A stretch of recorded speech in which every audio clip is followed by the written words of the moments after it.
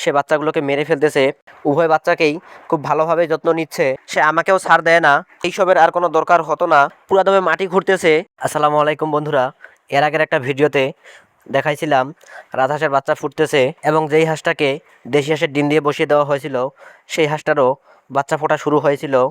তো ফাইনালি আজকে প্রায় সব ডিম থেকে বাচ্চা বের হওয়া শেষ। এই যে এই হাঁসটাকে দেশি হাঁসের ডিম দেওয়া ছিল, কিন্তু বাচ্চা বের হওয়া মাত্রই সে বাচ্চাগুলোকে মেরে ফেলতেছে। তাকে বেশ কিছু রাজহাঁসের বাচ্চাও দিয়েছিলাম, সেখানেও সে একটা বাচ্চা মেরে ফেলেছে। তো এ থেকে বোঝা যায় যে সে বাচ্চার যত্ন একেবারে নিতে পারে না। তাই সবগুলো বাচ্চা এই হাঁসটাকে দিয়ে দিয়েছি। আর আলহামদুলিল্লাহ এই হাঁসটা রাজহাঁস ও দেশি হাঁসের উভয় বাচ্চাকেই খুব ভালোভাবে যত্ন নিচ্ছে। তাই এই হাঁসটার কাছেই সবগুলো বাচ্চাই বর্তমানে থাকবে। তো বন্ধুরা, আপনারা তো জানেন বর্তমানে আমাদের 4টা রাজহাঁস আছে। এর মধ্যে 3টা ফিমেল ও একটা মেল। এর মধ্যে একটা ফিমেল হাঁসের ডিম দেওয়া, বাচ্চা ফোটানো এবং বাচ্চার যত্ন নেওয়া সব মিলিয়ে রেজাল্ট অনেক খারাপ হয়ে গেছে। তাই আমি সিদ্ধান্ত নিয়েছি যে হাঁসটাকে আমাদের বাসায় আর রাখবো না, বিক্রি করে দিব। কেউ যদি খাওয়ার জন্য নেয় অথবা কোনো হোটেলে দিয়ে দিব। আর তৃতীয় ফিমেল হাঁসটা তো বাচ্চা নিয়ে বের হয়েছে 5 থেকে 6 দিন আগে। এই যে বন্ধুরা, সেই ফিমেল হাঁসটা মেল হাঁসটার সঙ্গে বাচ্চা নিয়ে বাইরে বেরাচ্ছে।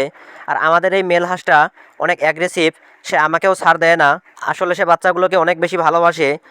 আর সে যেহেতু তাদের বাবা, তাই সবসময় সে বাবার ভূমিকায় পালন করে। তাই তাদের কাছে কেউ গেলেই সে তার বাচ্চার সুরক্ষার জন্য সবাইকে আক্রমণ করে বসে।